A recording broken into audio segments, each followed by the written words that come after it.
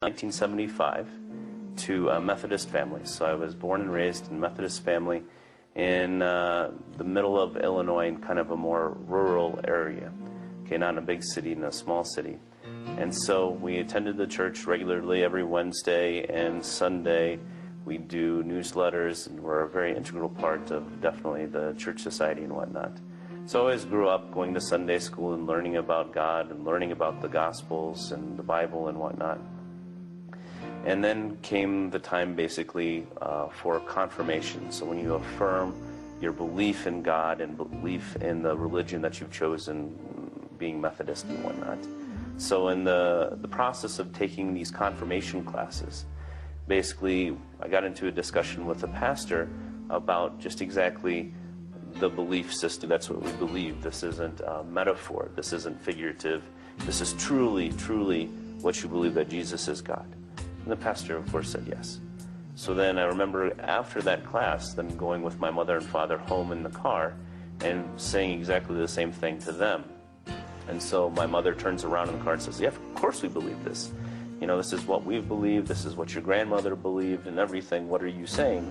And I'm like, well, I don't understand why Jesus, peace be upon him, would actually, you know, not say, I, Jesus, am God. And why does it have to be so abstract in the Bible?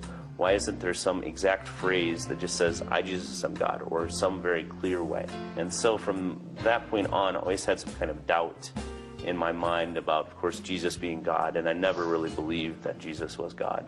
And so that was basically at the beginning of high school. So then after 4 years of high school and then 4 years of college, then I started to look or re-look and rethink religions through again. That was the only thing, no matter what, I kept looking at it again and again and again. And everything that I read in the Quran, I believed. And everything I'd read in the Bible, I had some kind of issues with. And so basically, I couldn't deny it anymore, and I decided to become Muslim.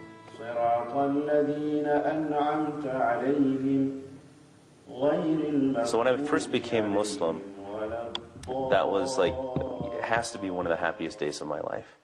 Okay? In that moment, it was a great source of happiness. And here in the States, when you become Muslim, what seems to be the trend is that that person that wants to become Muslim will go to the masjid on Friday for Friday prayers, and will stand up in front of the entire congregation and will declare their shahada. So you have plenty of witnesses and whatnot for everything. And so, though it's not necessarily required, that seems to be what we do here in the U.S. And so that moment was just amazing. I was trembling. I can remember barely being able to say it. You know, it was a very emotional experience. Immediately after, you know, every single person in the masjid, there was like nobody that left that masjid, you know, probably 500 people. Everybody came up and hugged me, shook my hand, cried. It was just a really great time. When I told my mother and father the decision that I had made and that I'd actually done it, this was a major problem. And so there was a period of about 2 weeks where they just wouldn't speak to me. And literally it was said to me that you're thrown out of the family.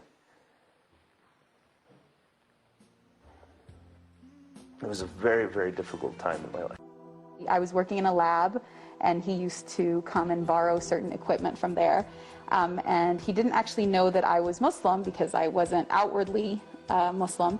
But at the time, he had started his faith journey and was studying Islam. And so when he found out I was Muslim, through conversation, he started asking me all these questions that I couldn't answer because I didn't know very much. So he actually, his questions pushed me to really go on my own faith journey and to say, okay, if I'm going to label myself a Muslim, then I better know what that means, and I better make sure that I have a conviction in that and choose it.